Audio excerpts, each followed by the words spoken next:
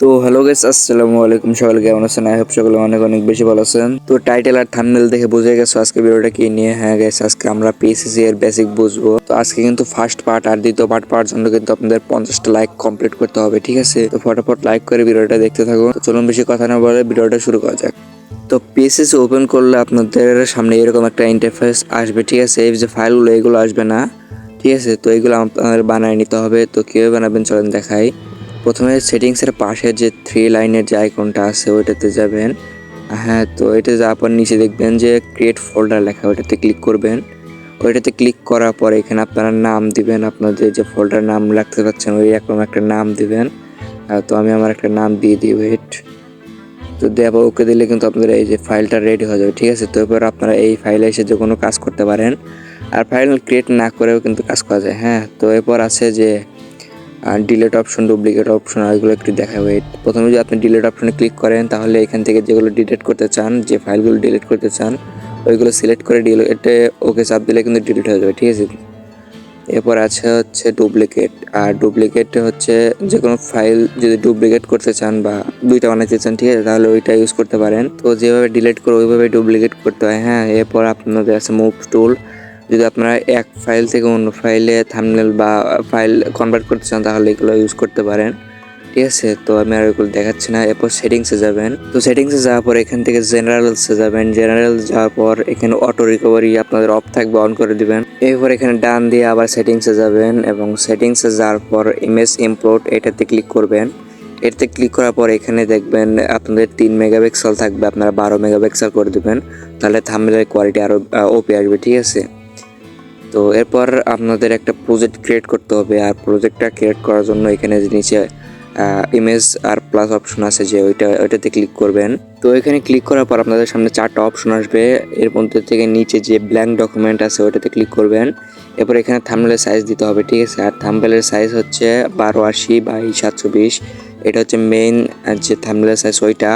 আর আপনারা যদি আর একটু ভালো কোয়ালিটির থাম্বনেল চান বা একটু এইচডি কোয়ালিটির থাম্বনেল চান তাহলে আমি যে সাইজটা ইউজ করি ওইটা দিতে পারেন, ঠিক আছে? তো আপনারা যদি আমার সাইজটা দিতে চান তাহলে 1920 বাই 1080 এই সাইজটা দিয়ে দিবেন, ঠিক আছে? তো দেওয়ার পর ওকেতে ক্লিক করলে আপনাদের যে প্রজেক্ট সেটা কিন্তু ওপেন হয়ে যাবে।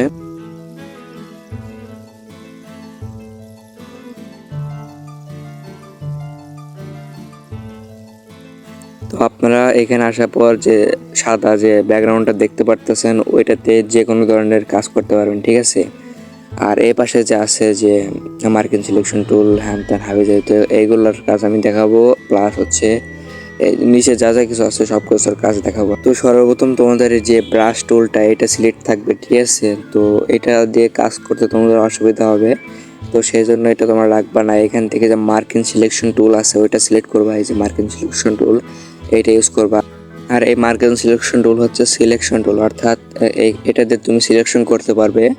তো এইভাবে যদি তোমরা টান দিয়ে ধরো তাহলে কিন্তু এইভাবে একটা চতুর্ভুজ শেপের, ঠিক আছে, 4 কোণা শেপের একটা সিলেকশন হবে। আর সার্কেল সিলেকশন টুল ইউজ করে এভাবে বৃত্তাকার হবে, ঠিক আছে, বৃত্তাকার সিলেকশন হবে।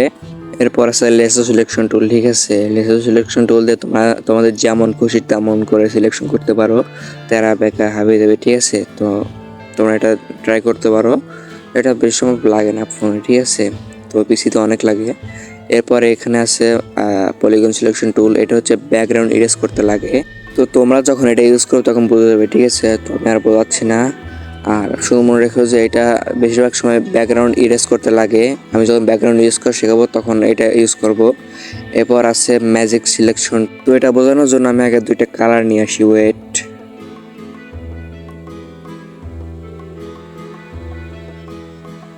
তো 2টা কালার নিয়ে আসার পরে দেখেন এখানে একটা লাইট কালার আছে, একটা ডার্ক কালার আছে, ঠিক আছে?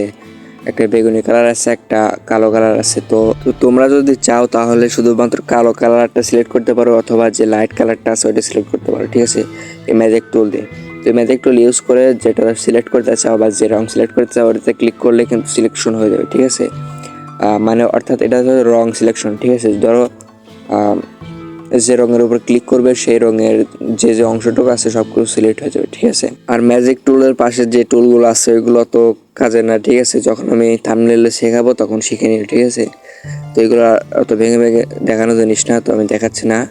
এরপর আছে হচ্ছে পেইন্ট টুল অর্থাৎ পেইন্ট করার জন্য যে টুল ইউজ করা হয় সেটা হচ্ছে পেইন্ট টুল, ঠিক আছে। এখান থেকে আপনারা যে কোনো ধরনের কালার নিয়ে পেইন্ট করতে পারেন।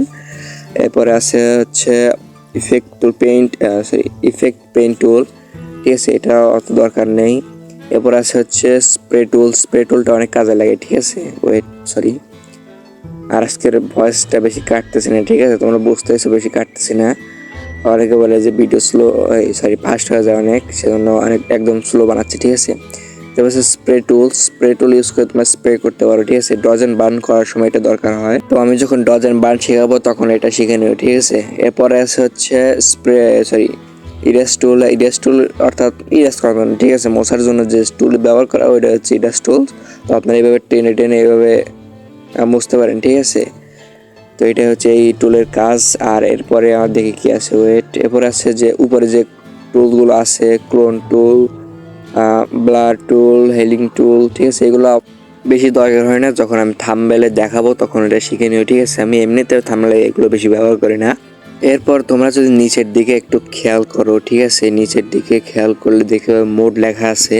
তো এই মোড একটু বোঝাই দেখো, ধরো সিলেকশন করলে এই সিলেকশন করার পর তোমার এই সিলেকশনের সাথে আর একটা সিলেকশন লাগবে, তো সেই জন্য তোমার মোড একটা ক্লিক করবে, ক্লিক করে মোড প্লাস করে দিবে। তাহলে যদি তুমি সিলেকশন করো তাহলে এটার সাথে আবার একটু সিলেকশন অ্যাড হয়ে যাবে, ঠিক আছে। আবার যদি চাও যে না আমি আর একটু কম রাখবো, ঠিক আছে, মানে আর একটু কেটে দেবো সিলেকশন, সেজন্য আবার মোড করে দেবো মাইনাস, ঠিক আছে। তো মাইনাস করার পর যেটুকু অংশ কাটতে চাও ওইটুকু অংশ আবার সিলেকশন করে দিবে, তাহলে কিন্তু তোমাদের সিলেকশনগুলো, ঠিক আছে, মানে রিমুভ হয়ে যাবে, কেটে যাবে, যাই বলো, ঠিক আছে। তো এইভাবে মোডের কাজ করে। এরপর আছে নিচে দেখো আবার আছে কর্নার। তো কর্নারটা হচ্ছে যে তোমরা যে মার্কিং সিলেকশন টুলটা ইউজ করতেছো, তো এইটার হচ্ছে একদম চার কোণ একদম সমান, ঠিক আছে। আমি একটু দেখাই, কি বলে এটাকে, চোখা, ঠিক আছে। তো এটা তোমরা যদি চাও একটু কর্নারের সাইজ করতে পারো, ঠিক আছে, একটু বৃত্তাকার সাইজ করতে পারো। তো সেই জন্য কর্নারটাকে একটু বাড়িয়ে দিয়ে দেখো, এবার সিলেকশন করলে দেখো কর্নারটা কিন্তু আর চোখা না কি বলে, যাই হোক, এটা থাকবে না, ঠিক আছে। তো এটা হচ্ছে কর্নারের কাজ। আর এরপর নিচে দেখো আছে একদম শেষে দেখো একটা ড্রয়ার খুলবে। তো এই নিচে একটা ক্লিক করো তাহলে একটা ড্রয়ার খুলবে, আর ড্রয়ারে আছে প্লাস অপশন, এখান থেকে লেয়ার অপশন আছে, ঠিক আছে। তো আমি একটু দেখাই, তো প্লাস অপশনের পাশে যে অংশটা আছে এটাতে ক্লিক করে তোমরা অপাসিটি কমাইতে বাড়াইতে পারো, ঠিক আছে। এখান থেকে ব্লেন্ড মোডও আছে, ব্লেন্ড মোড থেকে তোমরা লিনিয়ার, ডস, নর্মাল, স্ক্রিন এগুলো করতে পারো। যখন আমি দেখাবো তখন যেটা করতে বলে ওইটা করলে তাহলে বুঝবা, ঠিক আছে। এরপরে যে প্লাস অপশন আছে ওইখান থেকে ক্লিক করে তোমরা ফটো লেয়ার থেকে ফটো আনতে পারো। তো ফটো লেয়ার থেকে এখান থেকে যে কোনো একটা ফটো সিলেক্ট করতে পারো, ঠিক আছে। এরপর ভালো লাগলে এখানে টিক দিয়ে দিও, তাহলে সিলেক্ট হয়ে যাবে, ঠিক আছে, আমার দরকার নেই। তো এরপর আছে হচ্ছে এমটি লেয়ার তো ফাঁকা লেয়ার। এই যে লেয়ার আমি দেখাই আরেকবার, এমটি লেয়ার নিলে দেখো এখানে নিচে একটা ফাঁকা লেয়ার অ্যাড হয়ে যায়, ঠিক আছে। আর লেয়ারটাকে একটু বোঝাই, ধরো যে এই যে নিচের যে লেয়ারটা আছে ওইটাতে কাজ করতে চাও, ঠিক আছে, তুমি যদি উপরে যদি সিলেকশন করো তাহলে কিন্তু হবে না, ঠিক আছে। ধরো যে ম্যাজিক টুল দিয়ে আমি এই বৃত্তাকার যে ওইটা সিলেক্ট করবো, ঠিক আছে, এটা সিলেক্ট হবে। কিন্তু যদি আমি ফাঁকা লেয়ারে যা বা অন্য কোনো লেয়ারে যা কাজ করি তাহলে কিন্তু সিলেকশন করলে সিলেকশন হবে না, ঠিক আছে। তো তোমরা সবসময় একটু লেয়ার সিলেকশন ঠিক রাখার চেষ্টা করো, ঠিক আছে, মানে লেয়ারটা ঠিক রাখার চেষ্টা করো। যখন যে লেয়ারে কাজ করবে তখন সেই লেয়ারে যেন থাকবে, ঠিক আছে, এটা সবসময় খেয়াল রাখবে। তো এই ছিল আজকের ভিডিও। আর দ্বিতীয় পার্ট পাওয়ার জন্য কিন্তু অবশ্যই তোমাদের ভিডিওটাকে লাইক করতে হবে। 50 লাইক ডান হলে কিন্তু আমি দ্বিতীয় পার্ট দিয়ে দেবো, ঠিক আছে।